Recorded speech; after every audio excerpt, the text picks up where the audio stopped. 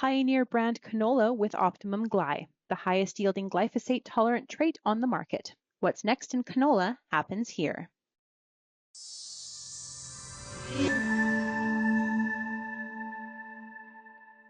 Hi, I'm Amber Bell, and this is Real Agriculture.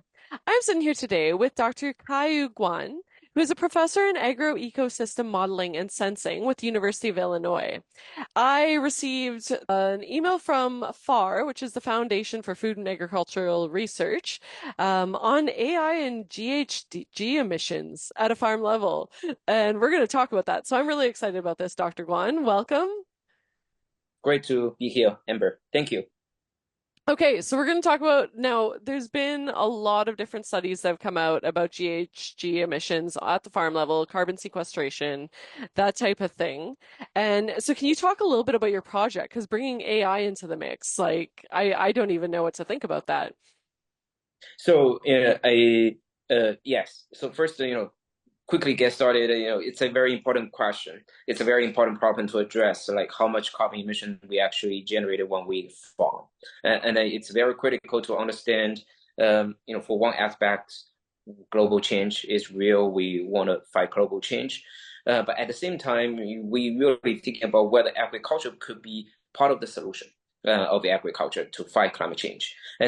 So if we want to understand better about whether this is the case, we do need to understand for different management practice, for different agricultural systems, how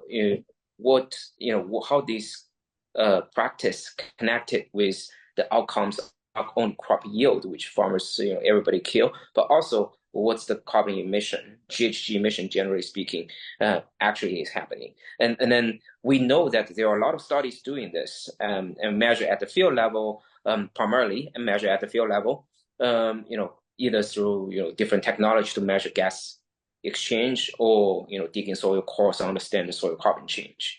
But all this work is done if you're using equipment at a particular field, it's generally speaking very cost prohibitive, and then you could not.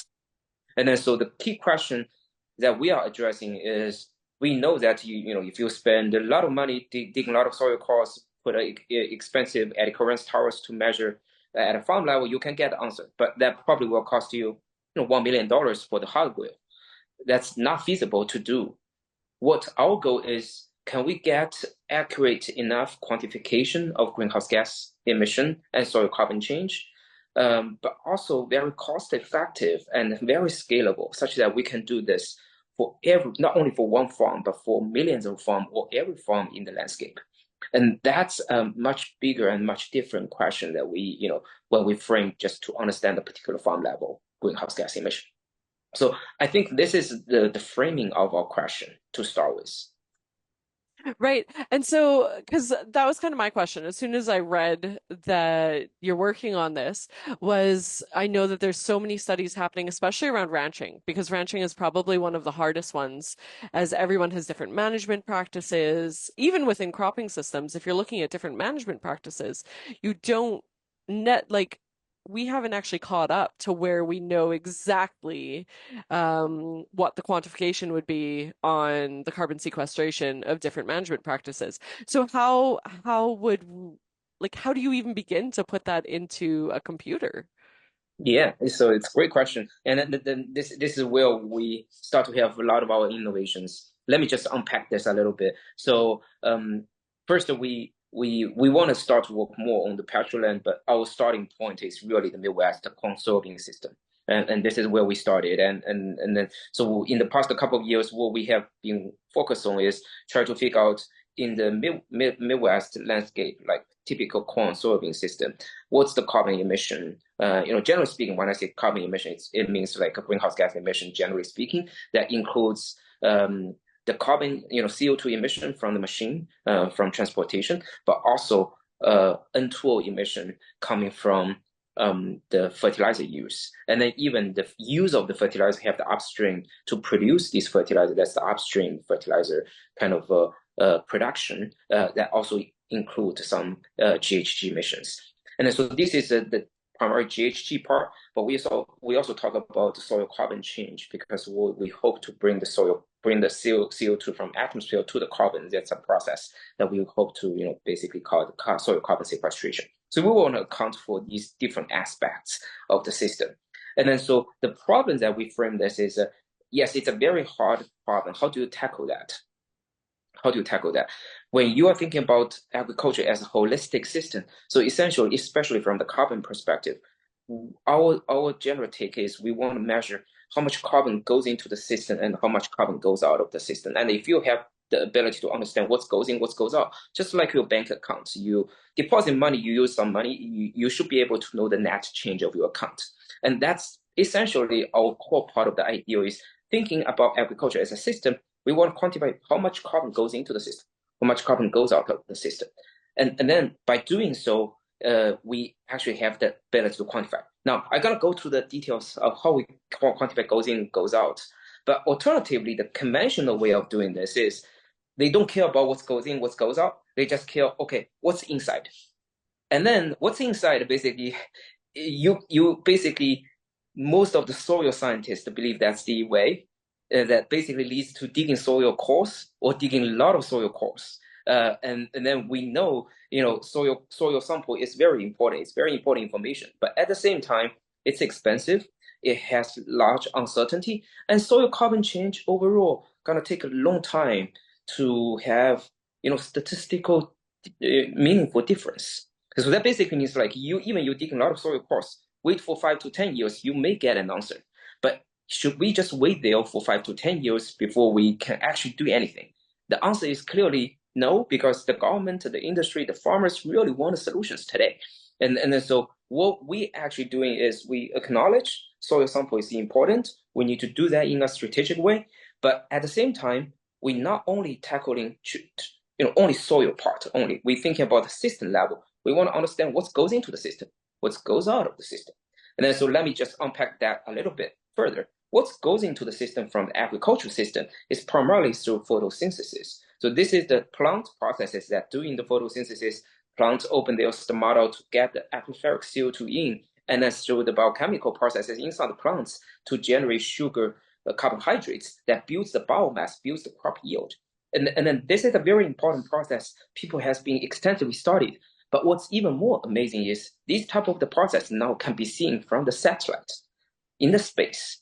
So you don't need to actually take a lot of measurements on the ground to measure. Like we do the science already done that part. But what we actually have the ability now is using the satellite remote sensing in the space accurately can detect what's the photosynthesis, how much carbon goes into the system.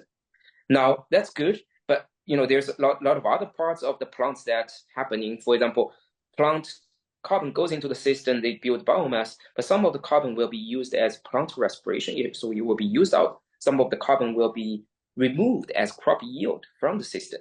And then so these are the places where we can use remote sensing, use models, but a lot of AIs can come in to training based on the historical data, based on the satellite data. We can train the model to understand, once you know the photosynthesis, you know the weather, you know the soil, you actually can predict crop yield. You can predict soil plant respiration. So that's all can be done nowadays. And then it's magic that, thinking about that, it's pretty magical that you actually can doing this to understand how much carbon goes into the system. Now, Right. we also want to understand what goes out.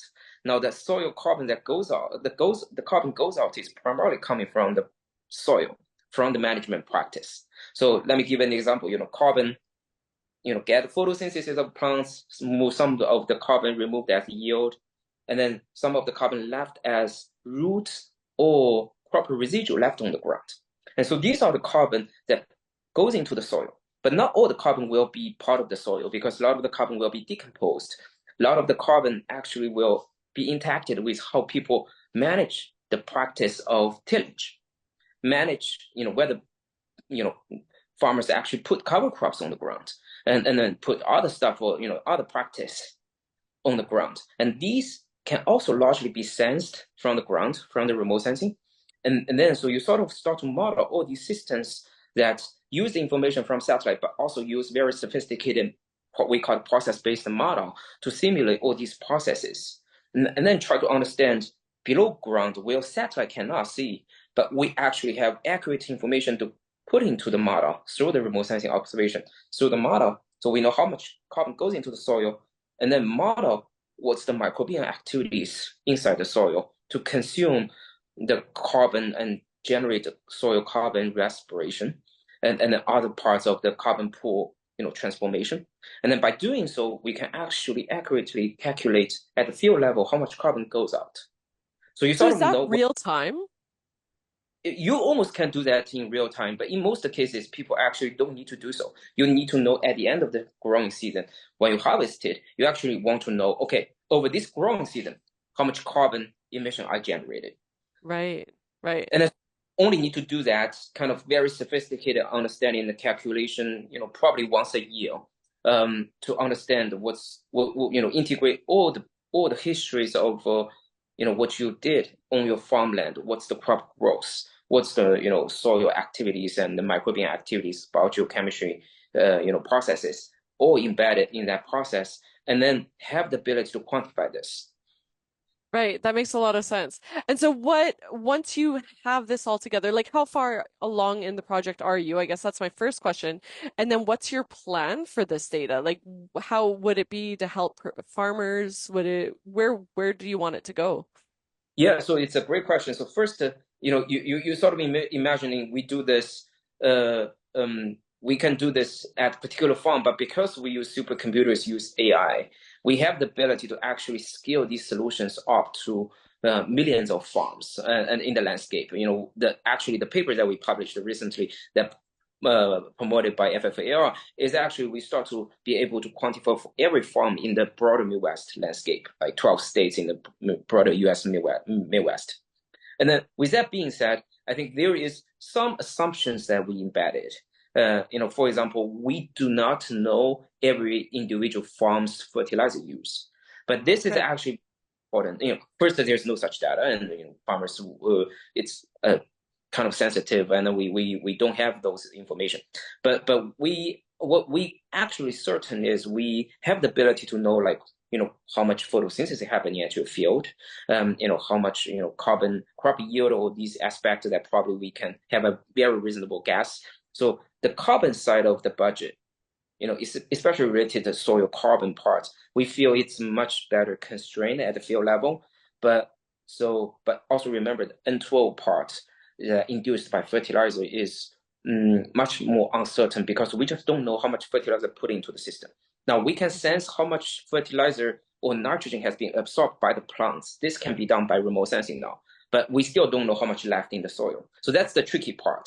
So in other words, we have some assumptions about, using state level fertilizer rate. That's the kind of information we get. It's a relatively coarse, but I think, take home message is the tool that we developed first is for the policymakers, it's very useful because we actually start to assess in a much more accurate bottom-up way to assess what's the general carbon emissions. And then also thinking about if, basically government want to provide more incentive, more conservation program resources or dollars to the farmers. We're gonna actually expect improvement or improve the adoption of these conservation practice, and we actually can quantify, how much carbon emission or climate change benefits we can gain with every dollar's investment from these programs. So this is one aspect that we definitely can address. The other aspect is the calculators is ready. So in other words, that if we do have accurate farming information or machinery information, we are able to generate very accurate information at the farm scale. And then so that basically become an enabler. Now we are not going to do this in the university, but we actually willing to work with industry partners, with farmer groups to make this accessible and available such that farmers actually can be incentivized or rewarded by doing certain, we call it climate smart practices that once you actually have the benefits generated, you can quantify and verify that. And this will help farmers to gain actual, sort of financial rewards by doing so. We sort of see this is also very critical because both government programs and industry needs to be part of the solution to help farmers make that transition.